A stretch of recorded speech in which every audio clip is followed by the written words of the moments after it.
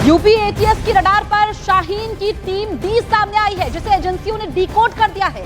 जांच में पता चला है कि टीम डी में शाहीन के डॉक्टर साथी शामिल थे। ये समूह जैश-ए-मोहम्मद को भेजे गए संदेशों में बार-बार लिखा गया था। सूत्रों के अनुसार शाहीन के चैट बॉक्स में टीम डी का जिक्र किया गया। बातचीत के लिए कोड वर्ड का इस्तेमाल होता था। आतंकवादियों ने अपने संपर्कों में स्पेशलिस्ट शब्द का प्रयोग किया। चैट बॉक्स में हार्ट स्पेशलिस्ट, आई स्पेशलिस्ट और फिजिशियन जैसे शब्द आपस में संवाद करने के लिए कोड के तौर पर इस्तेमाल किए गए। टीम डी के मेंबर्स को अलग अलग जिम्मेदारियां सौंपी गई थी। कोडवर्ड के जरिए उनके कामों का उल्लेख होता था। ऑपरेशन की तैयारी या पैसे के इंतजाम के लिए विशेष शब्दों का इस्तेमाल होता, जैसे कि ऑपरेशन की तैयारी, पैसे के लिए मेडिसिन स्टॉक, छोटे हथियारों के लिए, और ऑपरेशन थिएटर रेकी या निगरानी वाले स्थान के लिए। एजेंसियों ने यह भी पता लगाया कि टीम डी जैश-ए-मोहम्मद के टॉप कमांडर के सीधे संपर्क में थी। यह समूह व्यवस्थित तरीके से आतंकी गतिविधियों की योजना बना रहा था। यूपी एटीएस और अन्य जांच एजेंसियां अभी टीम डी के सदस्यों और उनके नेटवर्क की पूरी जांच में जुटी है, ताकि भविष्य में किसी बड़ी घटना को रोका जा सके।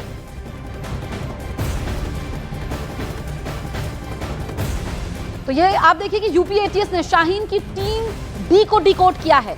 शाहीन की टीम डी में कई डॉक्टर है, स्पेशलिस्ट, यहाँ पर कोडवर्ड्स रखे गए थे आई स्पेशलिस्ट जैसे, ताकि मालूम ना चले। और जो ये बातचीत के लिए कोडवर्ड का इस्तेमाल होता था, इसको डिकोड किया गया है। स्पेशलिस्ट, ऑपरेशन थिएटर जैसे शब्दों का इस्तेमाल हुआ चैट बॉक्स में।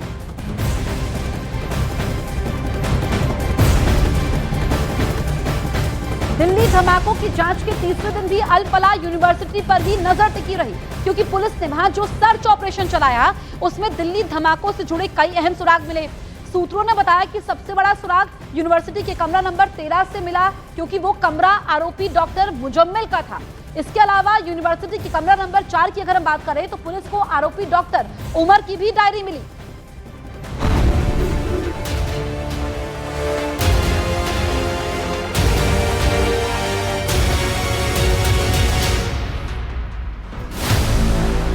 अल फलाह यूनिवर्सिटी की बिल्डिंग नंबर 17, बिल्डिंग नंबर 17 का कमरा नंबर 13 और कमरा नंबर 4। कमरा नंबर 13 और कमरा नंबर 4 से मिली डायरी। दिल्ली बम धमाके की जांच के बीच जिस दूसरी गाड़ी का खौफ फैला, उसे पुलिस ने आखिरकार पता चल गया कि दिल्ली को दहलाने की पूरी प्लानिंग कहां हुई थी।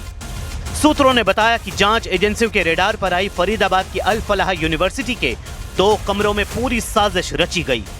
ये दोनों कमरे हैं अल फलाह यूनिवर्सिटी की बिल्डिंग नंबर 17 के कमरा नंबर 13 और कमरा नंबर 4।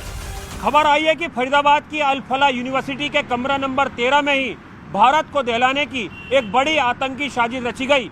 ये कमरा नंबर 13 डॉक्टर मुजम्मिल का था और इसी कमरे में डॉक्टर मुजम्मिल दूसरे आतंकवादियों से मुलाकात करता था।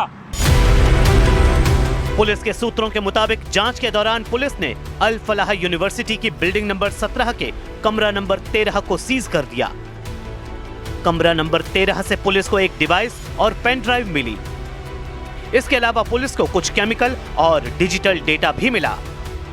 सूत्रों ने ही बताया कि कमरा नंबर 13 में ही तय होता था कि यूनिवर्सिटी की लैब से केमिकल बाहर कैसे लाया जाएगा।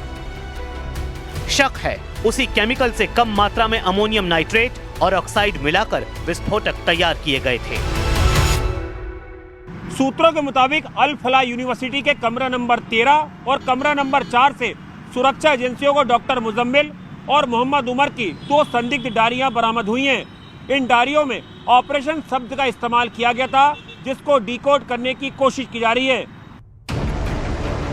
सूत्रों के मुताबिक डॉक्टर मुजम्मिल और डॉक्टर उमर की डायरी में कुछ कोड वर्ड्स का इस्तेमाल हुआ है, जिससे पता चलता है कि 8 से 12 नवंबर के बीच कुछ होने वाला है। सूत्रों की माने तो डायरी के अंदर ऑपरेशन शब्द का कई बार इस्तेमाल किया गया है।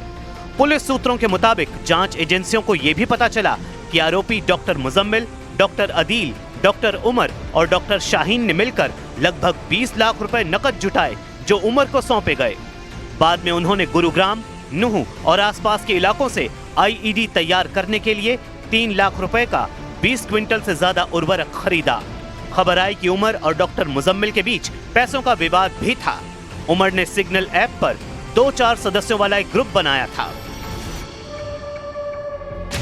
जिस पर इन सारी चीजों की चर्चा होती थी। यानी एक एक करके अल फलाह यूनिवर्सिटी से ही दिल्ली धमाकों के राज खुले।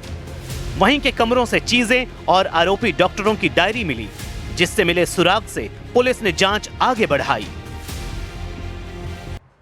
अल फलाह यूनिवर्सिटी के हेडक्वार्टर पहुंची पुलिस। आपको बताएं, ओखला में यूनिवर्सिटी के हेडक्वार्टर पहुंची है पुलिस। फरीदाबाद टेरर मॉड्यूल मामले की जांच कर रही है पुलिस। ये जानकारी हम आप तक पहुंचा रहे हैं। अल फलाह यूनिवर्सिटी के हेडक्वार्टर पुलिस पहुंची है। ओखला में यूनिवर्सिटी के हेडक्वार्टर में पुलिस पहुंची है। फरीदाबाद टेरर मॉड्यूल मामले की जांच पुलिस कर रही है। और जो अल फलाह यूनिवर्सिटी से डायरी मिली है, इसके अलावा कारण बताओ नोटिस भी यूनिवर्सिटी को जारी किया गया है। फरीदाबाद टेरर मॉड्यूल मामले की जांच पुलिस कर रही है और अलग अलग कनेक्शन यहाँ पर सामने आ रहे हैं। अब अल फलाह यूनिवर्सिटी का जो हेडक्वार्टर है वो ओखला में है, वहां पर पुलिस पहुंची है और भी सबूत इकट्ठा किए जाएंगे। ओखला में यूनिवर्सिटी के हेडक्वार्टर में पुलिस पहुंची है। और आपको बताएं कि जो मेडिकल कॉलेज है, इसके कमरे में जो डायरी मिली है, इसमें कोडवर्ड का इस्तेमाल होता है और ऐसे में कई सारी जानकारियां सामने आई है। साजिश बेनकाब हुई है, खुलासे हो रहे हैं, परतें खुलती जा रही हैं। और देखिए कि कैसे यहां पर जांच आगे बढ़ रही है। अल फलाह यूनिवर्सिटी के हेडक्वार्टर में पुलिस पहुंच चुकी है। ओखला में ये यूनिवर्सिटी का हेडक्वार्टर है और यहां से और जानकारी जुटाई जाएगी और सबूत इकट्ठा किए जाएंगे, साक्ष्य, यहाँ पर कुछ और जानकारियां सामने आएंगी। क्योंकि जो अल फलाह यूनिवर्सिटी है, इसमें गलत जानकारी भी, एक्रेडिटेशन को लेकर के गलत जानकारी वेबसाइट में डाली गई, ये यूनिवर्सिटी पर आरोप है। इसको लेकर के कारण बताओ नोटिस भी जारी किया गया है। और आपको बताएं कि जो पुलिस है वो टेरर मॉड्यूल की जांच कर रही है। फरीदाबाद में जो टेरर मॉड्यूल है, देखिए तार जो है इस पूरे मामले के, दिल्ली ब्लास्ट मामले के, ये देश के अलग अलग इलाकों से जुड़ते हुए नजर आ रहे हैं। न सिर्फ देश से बल्कि विदेशों से भी जुड़े हैं, जिसमें कई लोगों की भूमिका सामने आई है, कई लोगों की गिरफ्तारियां हो चुकी हैं। पुलिस की जांच भी आगे बढ़ रही है और कुछ और लोगों तक पहुंचना है। तो जो दिल्ली धमाके की जांच इस वक्त चल रही है, इसमें बड़े खुलासे हो रहे हैं। और लाल किले पर पुलवामा जैसे हमले की साजिश भी थी, ये भी खुलासा हुआ है। आप समझिए, हमारे साथ आनंद इस वक्त लाइव मौजूद है। आनंद, आप लगातार इसमें जानकारी दे रहे हैं, लेकिन फिलहाल ओखला में जो अल फलाह यूनिवर्सिटी का हेडक्वार्टर है, वहां पर पुलिस पहुंची है और क्या जानकारी है? देखिए, जो फरीदाबाद है वहाँ पर ये यूनिवर्सिटी है, लेकिन जो उसका कॉर्पोरेट ऑफिस है, जो उसका एक तरीके से रजिस्टर्ड ऑफिस है, और जहाँ पर इसके जो ऑनर हैं, जो डायरेक्टर हैं, जो रहते हैं, उनके प्रीमाइसेस पर पुलिस यहाँ पर पहुंची है जांच पड़ताल करने के लिए।